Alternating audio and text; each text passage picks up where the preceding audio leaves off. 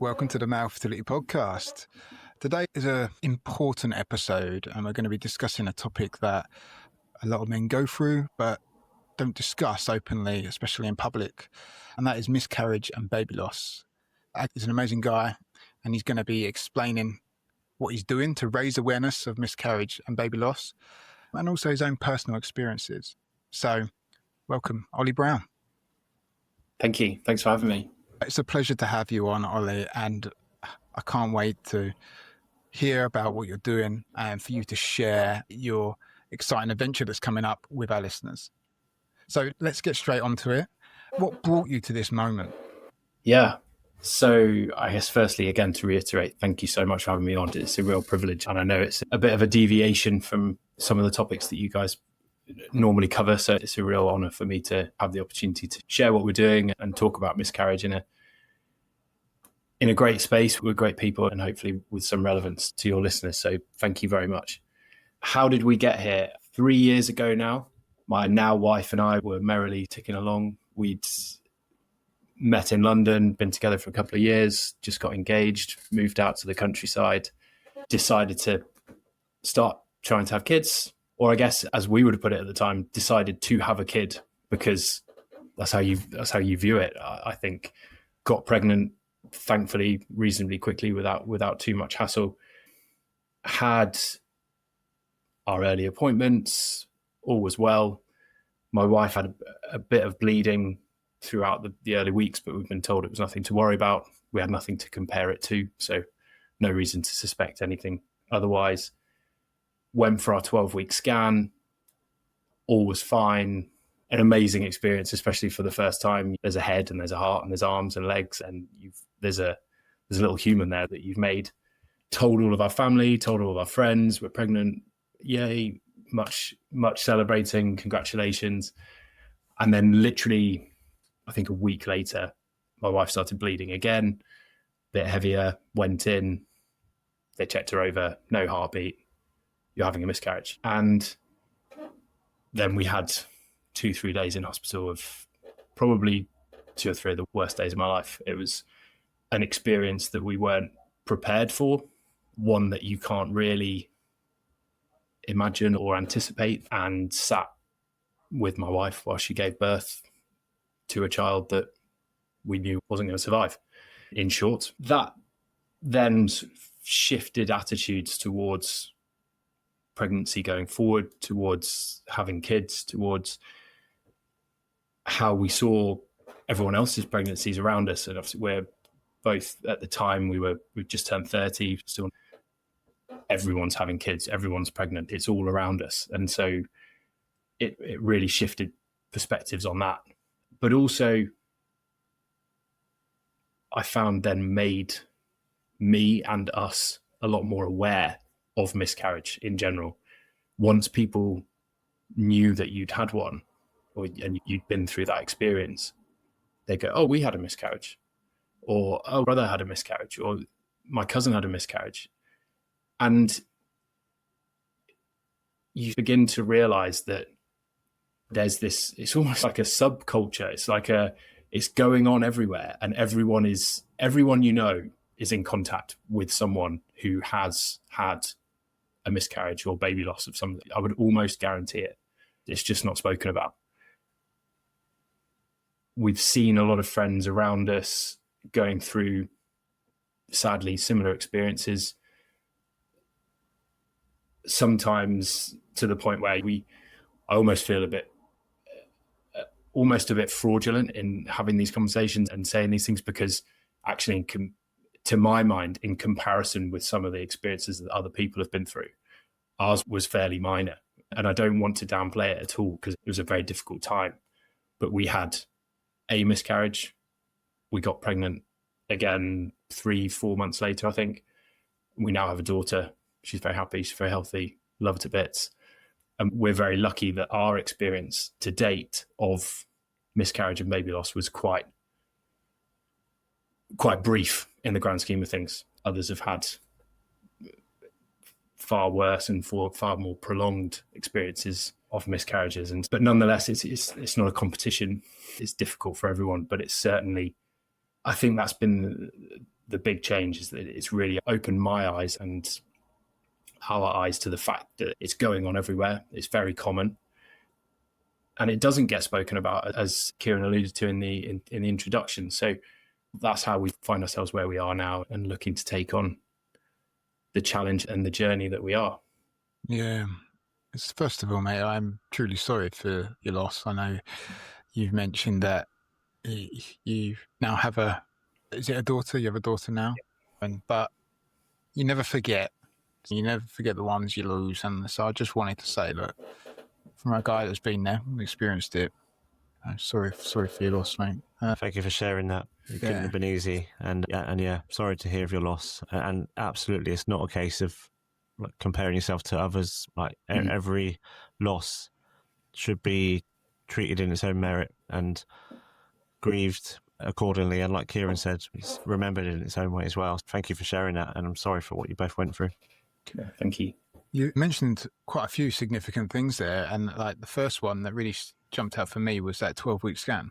It's advised, don't tell anyone before your 12-week scan. First trimester, that's the high risk.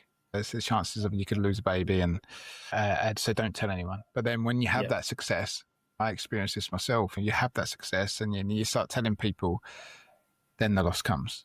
And it's almost, you feel like you've been given something that's been taken away. That's how I felt. And then I had to explain to everyone why this magical present that was supposed to be coming to the family isn't coming anymore.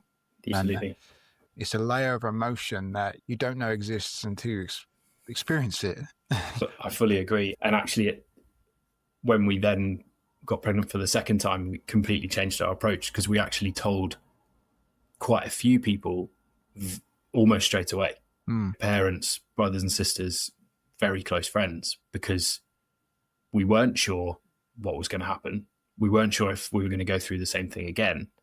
And actually, our thought process was, if it does happen again, we want everyone to be in the loop, and because we want their support. We want to be able to talk to them about it, because as difficult as having the conversation as difficult as the conversation was going from we're having a baby to we've had a miscarriage, imagine how awkward that conversation would be with my mum, for example, to say, we've had another miscarriage. And she says, I didn't even know you were pregnant. So it's on one side, we told a lot of people a lot earlier, but then on the other side, the wider net, the sort of work conversations and the wider circle friends, we didn't really share the news until sort of 16 plus weeks, when Amy was really showing by that stage, and we couldn't keep a secret that well. But something had changed. I can understand that. I think it's an individual thing, isn't it? Because we really locked down. We didn't tell anyone again, mainly because I felt like I openly discussed it, me and my wife, or what we should do. But it was still raw. It was still painful when we were going through more cycles of, in our case, IVF ICSI, and there was enough emotion on top of it. You know, I didn't want the additional stress of the questions. To be fair, I think people that were around us knew something was going on when we were going for an additional cycle, but we didn't openly tell people, mainly because we wanted to safeguard ourselves a little bit more. Like I said, it's an individual thing, and people should always think what's right for them, especially when they're experience something like miscarriage and then want to break the news or don't want to break the news in future potential successful situations. Yeah. When it actually happened, how was the support for you as a man from the hospital? So I've got a bad word to say about the hospital. I think is as much as it's a difficult situation for us, they're not the deliveries that midwives want to be helping with. We had a lady called Sarah who was our midwife I feel like she was there for 2 days straight. I'm sure she must have gone home at some point, but she was very supportive. Everything, understandably, was predominantly focused on Amy and what she was going through, and because she was going through the physical side of it. But I wasn't pushed to one side. I felt supported. They had a grief support system within the hospital. They offered funerals. We could meet the baby afterwards if we wanted to. It was very much, as you said, Kieran, about deciding whether or not to tell people. It was led by us. It's here are your options. If you want to have a proper funeral, you can, etc., etc. So there was support there from the hospital. As ever with hospitals, they're busy and there's only so much that they can do. I think the main thing from us and from a fertility perspective, the main thing that we were looking for were answers as to what had happened, why it had happened. Is it something that's likely to happen again? Is there something underlying with either myself or Amy that could cause this to happen in the future? And is there anything we can do about it? Which is where the challenge leads in the cause that we're supporting down the line as well, and the work that Tommy's do to help in that space. But from that point of view, we were given every option that we could have wanted, really. That we had a consultant that we dealt with directly who took us through the whole process and was very informative, very patient, and really helped us, stuck with us until she was happy that we had all the answers we wanted. That, I guess, is all very couples focused and aimed at both Amy and myself. I guess your question was more from a male perspective, did I feel supported? I did not feel supported. I don't think there was necessarily anything specifically aimed at me. There was also a lot of medical care, which was specifically aimed at Amy, and then some additional support provided for the both of us. So yeah, no major complaints certainly from the hospital perspective. That they're an incredible team. How about from like friends, family, and did you open up to them, and maybe even workplace as well? Yeah, my work situation is interesting in that I actually work for a very old friend of mine. And that's an interesting one, actually, because I was thinking about this earlier. When we found out that Amy was having a miscarriage, she was in hospital. She was on various pain relief and things, wasn't necessarily with it the whole time. So it fell on me to let people know what was going on and have those conversations. I spoke to both of my parents, both of Amy's parents, and our brothers and sisters. Was very calm, very practical, very to the point, which I think, and this is perhaps a male thing, you go into that mode of, I've got a job to do now. Everyone else is going to be upset. I can't be upset because that's not going to help the situation, when obviously underneath I was very upset. So I had those 3 or 4 sort of initial conversations and very calm, very to the point. Yes, I'm looking after her. Don't worry, she's okay. All those sorts of things. And then I spoke to the chap that I work with because I had to say, look, I'm going to be at work for a couple of days. How are we going to make that work? And within seconds of being on the phone to him, I was in floods of tears. And I just, a good 5 minutes, just couldn't get it together because he was the first person for whom I didn't need to hide anything. And possibly in hindsight, I'm lucky, very lucky, because he is a close friend and I felt very comfortable having that conversation with him. But I guess in hindsight, quite an odd choice of the first person I cried to about what had happened, because you think mum or dad or whoever would be the obvious one. But it's not a way I'd thought about it before thinking about coming speaking to you guys today. But actually, perhaps that is the male sort of default setting is I need to be strong and solid for these people and hold things together.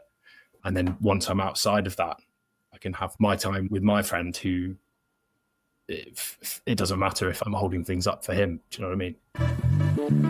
This podcast is sponsored by NeXYs Health. NeXYs understand how vital it is to stay ahead of the game with your fertility. Their at-home sperm tests show exactly where you're starting from. No NHS queues, no pricey clinics, no stress. You don't even have to send a sample through the post. By harnessing your phone's camera with the NeXYs device, you can record a video of your semen with the app to analyze in minutes. Doctors are just a message or free video call away with personalized tips to boost your motor count. Get 15% off today by visiting nexydhealth.com with discount code MFP15. That's MFP15. Oh, I think that was so powerful and perfectly summarized, really. I think sometimes some of the rhetoric around men being strong and silent and bottling things up can be a bit misguided because there is a space for that and a need for that. But what is crucial on the other side of that is that we're not just bottling it up because you become a pressure cooker. I'm so pleased to hear that you had that person and time and space to do that with. What an incredible friend, and what incredibly powerful thing for you to do, to open up like that. And that must have felt, I'd imagine, quite exhausting afterwards. There's a big emotional dump there, but quite a relief maybe to actually step out of that strong, supportive space and actually into the space where you acknowledge that you needed to get that off your chest as well. Yeah, absolutely. Yeah, I don't think I can put it better than that. I think it was a big relief after we'd had an overnight in hospital. I'd been with Amy and was wanting to, again, be strong and solid for her. So yeah, after sort of 12 hours in a hospital room and a few sad conversations with some parents, yeah, absolutely. It was just like letting the pressure valve go. Yeah, good man. Yeah, I think my own experiences, there's several times, and that's happened every year. You just keep quiet because you think everyone else around you needs you to be that strong individual, and they do at some points. But when it goes, it's almost unstoppable, isn't it? Like, I just remember crying several occasions. I had,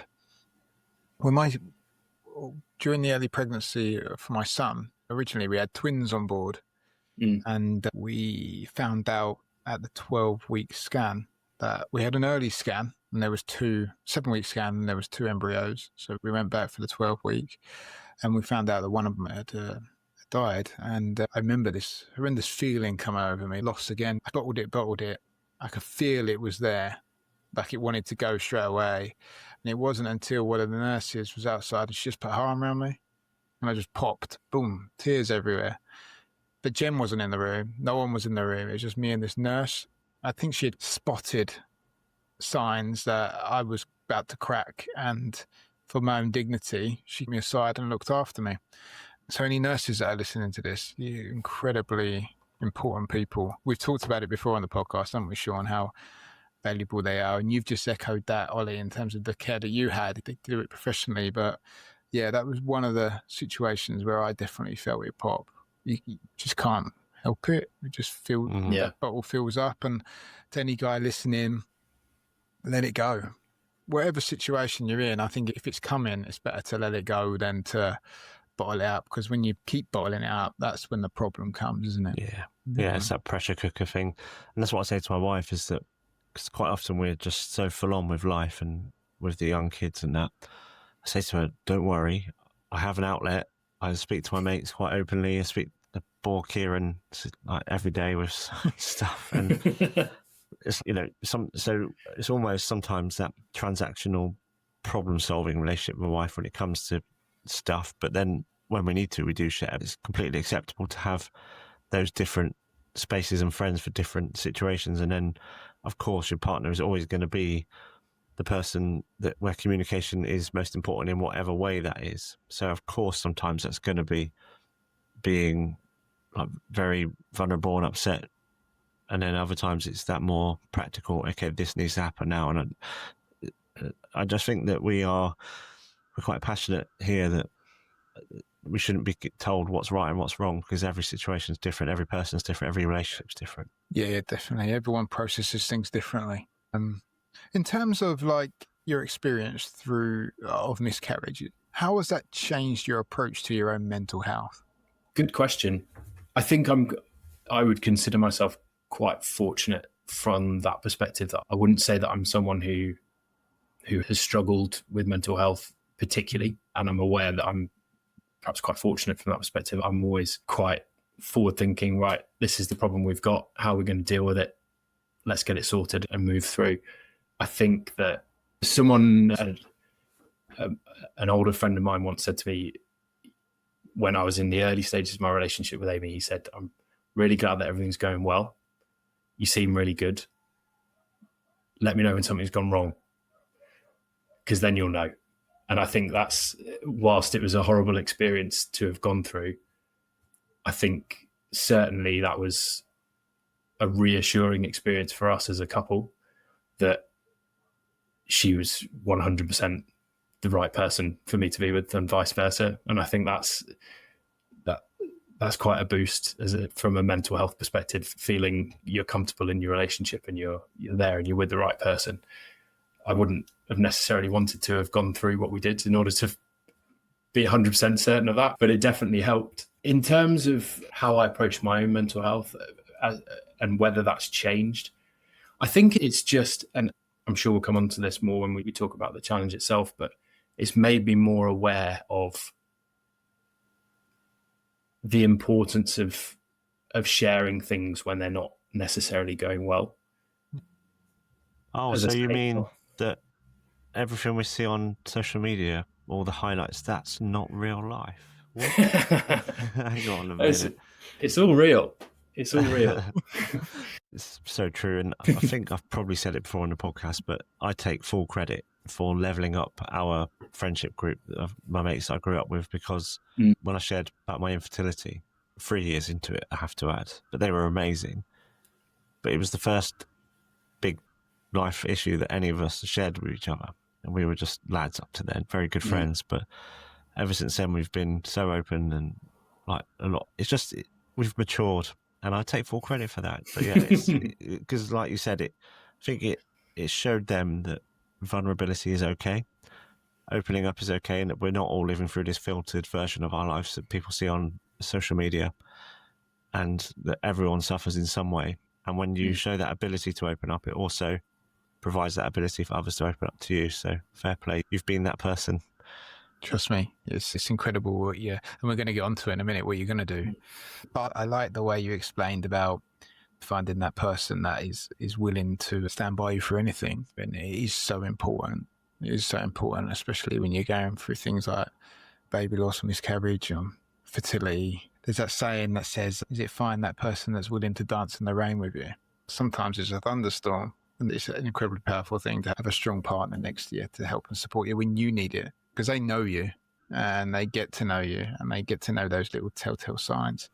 That's amazing. So I think we should really talk about this amazing challenge that you're going to do. We haven't mentioned anything about it yet, because I want you to describe it, because when we were on the phone a couple of days ago, I could hear the passion coming through your voice and the excitement, although maybe trepidation a little bit about what you're going to do. Bit, yeah. But the passion, it comes in waves. Yeah. Sure. The plan for next year, essentially, we're starting the last weekend of December 2025, is to run 39 marathons across 39 consecutive weeks, one in each historic county of England. The historic's important purely because there are 39 of those rather than a few more as there are in the modern world. We're planning to run each week with someone who's experienced or involved with miscarriage, baby loss of some way, has a story to share, something to add to the conversation around miscarriage and baby loss. We're going to be having conversations with those people ahead of time, hoping to put together a podcast type thing each week to share their story. And very importantly, the whole thing is aimed at raising funds for Tommies, who are the baby loss and miscarriage charity, to help them to continue all of the amazing work that they do to research and support medical professionals in trying to prevent miscarriage, as well as supporting people afterwards. And the scope of their work goes further than miscarriage into sort of wider fertility issues, supporting people through IVF. They're a fantastic charity. They're an amazing outfit. Yeah, a big challenge. Yeah, as you say, sometimes I'm very excited about it. Sometimes I shit myself a little bit about it. But I wanted to do something. I wanted to do something meaningful. I wanted to do something that would not just be a fundraising effort, which is a very important side to what we're trying to do, but also to be an awareness machine and a conversation starter. And obviously we're looking to start those 39 specific conversations over the course of the year, but then we hope that it will spark more conversations and just general awareness around the issue, which, as we said at the start, is, I said, we decided to have a baby, not even considering that miscarriage was an option. And now we're very aware that it is. So if we can bring a bit of realization and awareness and storytelling around, that's as important as the money. Absolutely. Mate, that is incredible. Wow. Yeah, it's a hell of a challenge, like you said, but hell of a cause, like very important. And like we obviously know of Tommy's. They are fantastic, and yeah, we will support you in any way we can. And somehow that means if it means we're being roped into running. Well, absolutely. We were talking about this before we came on. Kieran's thrown himself into it head first. I think Sean's been dragged into it by his ankles, but there'll be a lot of running from the Male Fertility Podcast crew over the course of next year, one way or another. First of all, you offered him like a 10K part of it. I was like, no, he's all in. If we're all in. Yeah. No, as I've been, I know the statistics, and Ollie, as you said at the very outset, this is a lot more prevalent in society than at first people may know. Then it's one of those things that when you're in when you've experienced it, or you're in a sphere like we are, you do know how common it is. And I haven't experienced it, but I will support it anyway. And if that means running the marathon, of course I will. But then, amazing. Yeah, we need to get someone else as well who can, I think, definitely give that lived experience for the Cornwall leg. And I have no doubt we will get someone. But yeah, as I said, we will support you in any way we can. Fantastic. I guess if you're starting in December, are you already training, or is it already training? Yeah. Just coming to the end of an initial 6-week block now, just to remind my body how to run. I'm not starting from scratch. I do enjoy running. We spoke about mental health earlier. Often my release valve that we spoke about doesn't need to be talking to someone. It'll just be going for a run, just getting out, getting some fresh air, getting a bit of headspace. That often does it for me. So running is something I've always enjoyed. But yeah, the training will start to ramp up now through to the end of the year. It's quite a long time still, thankfully. Next year will be a consistency game. We're not looking to set world records, not even looking to set PBs each week. It's very much a case of getting it done, doing the distance, and getting around the country and having those conversations. As I said, it's just as important. Yeah, just being consistent through the next 6 months and making sure the body's not going to fall apart next year is the main focus for the training. We want to tell you about Impril, the unique supplement for conception, which is recommended by fertility specialists for both men and women. We know that poor nutrition is one of the leading causes of infertility, but we are also aware that it's practically impossible to maintain a diet that's perfectly balanced, especially for conception. Choosing the right supplement can be confusing. Many multivitamins contain strong antioxidants, which may actually damage sperm quality. Impril is made from activated micronutrients, which help every cell within the human body, from the biggest, the egg, to the smallest, the sperm. These micronutrients have been clinically proven to significantly improve live birth rates for men and women who have previously been struggling to get pregnant. You can find out more and hear from couples who have used Impril by visiting fertilityfamily.co.uk. If you decide this is for you, there's a 10% discount just for our listeners. So make a note of the code MFPodcasts10. That's capital M, capital F, podcast, all in lowercase, 10.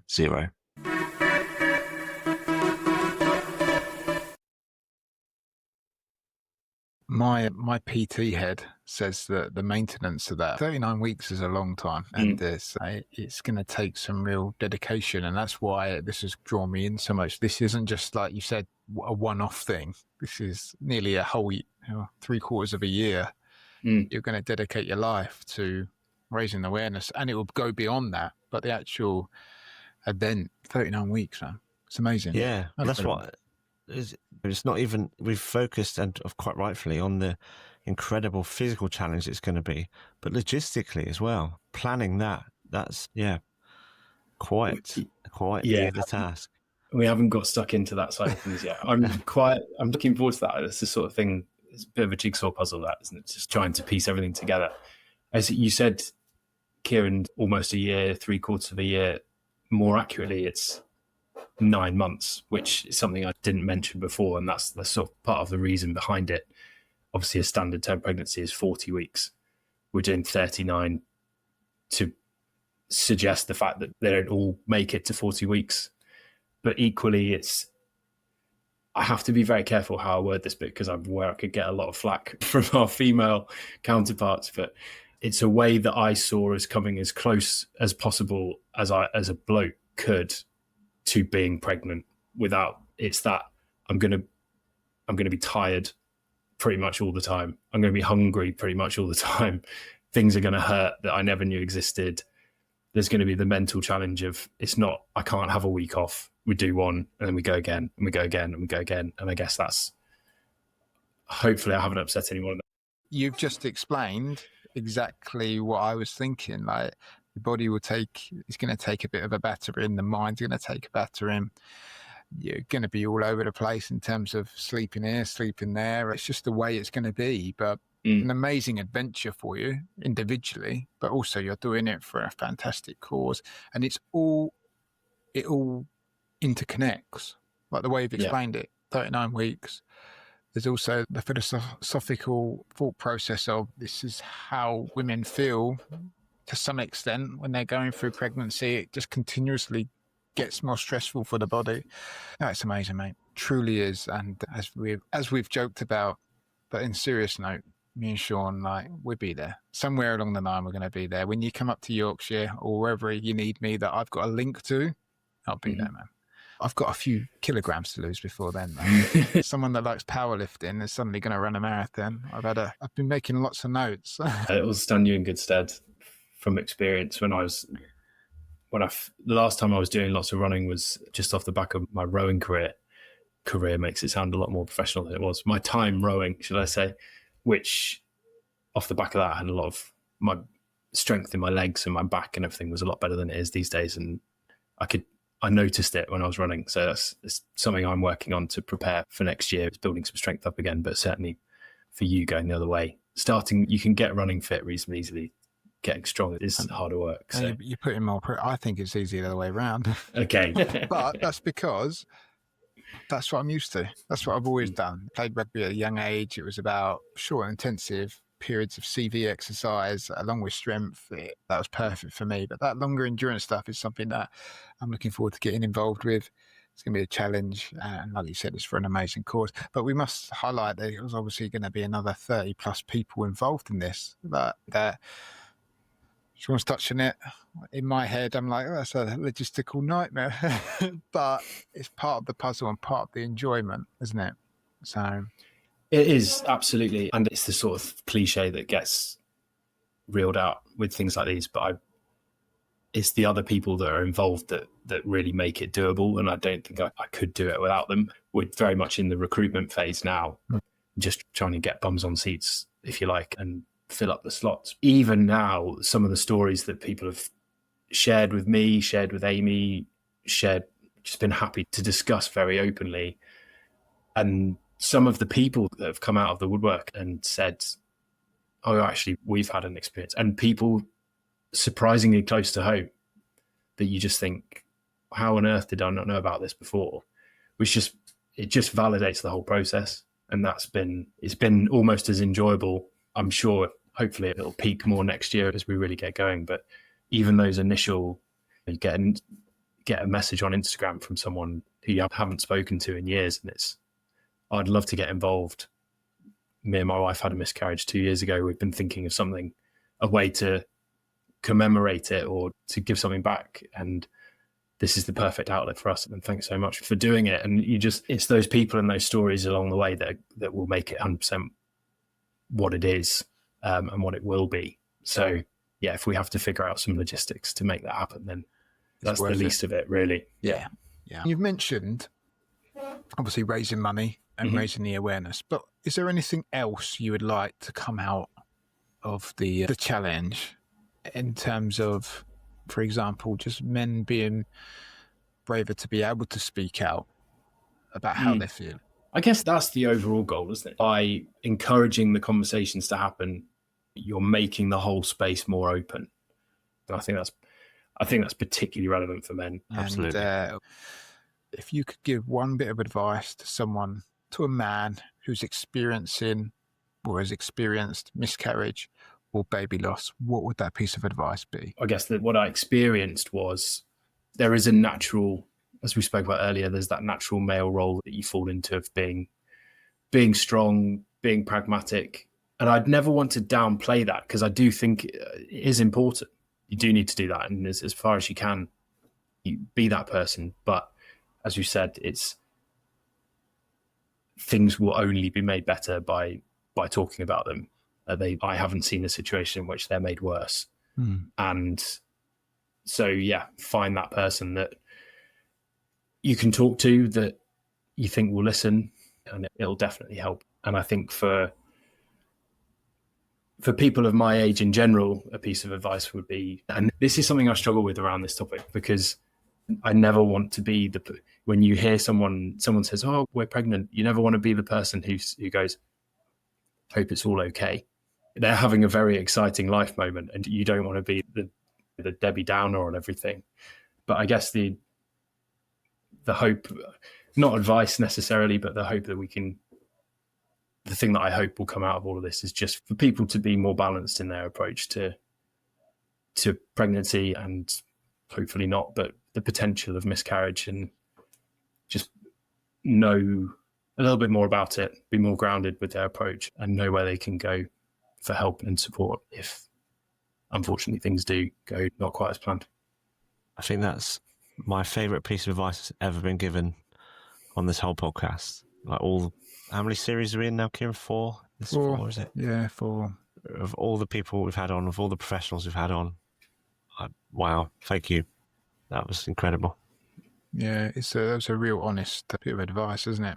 Because you do ride that wave initially, and you never see a storm coming, do you? But to just have it in the back of your head that one step at a time is incredible advice, mate. Thank you.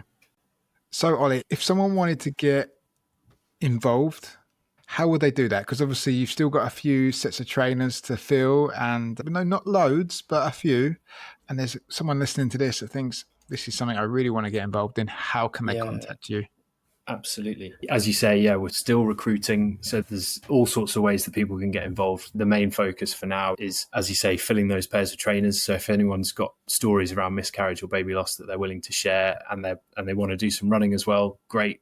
We've got a real spectrum. People who've had miscarriages, people who've been through IVF. We've got a medical week in there with a team from the neonatal unit in Nottinghamshire. We've got some midwives on. So we're really covering the whole spectrum. If it's in any way related, give us a message. We're happy to have you on. And likewise, if it's just more of a general support role, we've got people offering to just come for a run because they like running and they want to join in. Fundraising, accommodation, come along with some cakes, like anything. We want a real community vibe. So yeah, please, if you've got any interest in being involved, do get in touch. Best ways to find us, we're on Instagram. It's at Marathons for Miracles. That's the title of the project, Marathons for Miracles. You can send us an email, marathonsformiracles@gmail.com. And yeah, they're the best ways to get in touch. Instagram, we're sharing what we're up to, training, things around miscarriage that are coming up. There was a big story in the news today, which we haven't even spoken about, around changes to bereavement leave for miscarriage, which has been a lot of noise around. So all those sorts of things we're sharing on Instagram. And there's also links there to my Strava to watch the running progress, and to the Just Giving page for those who want to donate. Yeah, that's perfect. I think just before we go, we should actually mention the amazing news that has come out in the last few days in terms of the changes to legal requirements.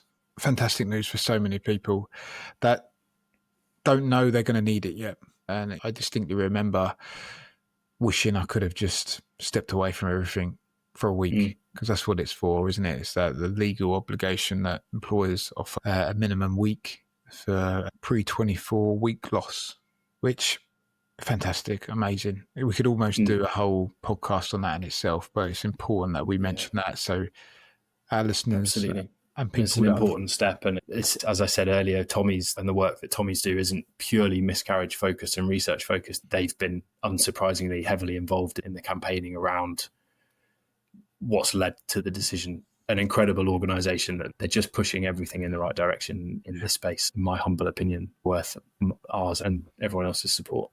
Yeah, top guy, man. Well said. Couldn't say any more better myself. So on that point, good luck with your preparations, mate. Keep us in the loop. Your preparations. Yeah, I've only got to do the one. I reckon I'm all right. This is quite, how can I put it? strengthened brain. I'll get through it. But we're in it all together, aren't we, at the end of the day? We've just got to harness our inner Goggins. We'll be fine. That's the one. So Sean's just going to drive next to us while I'm doing my bit, shouting abuse at me on a scooter. Yeah, man, we'll speak to you soon. And thanks so much once again for coming on. So That was amazing. Thank you. Thanks for having me. Thanks for listening. If you found value in today's conversation, please follow the show and share with someone who might benefit.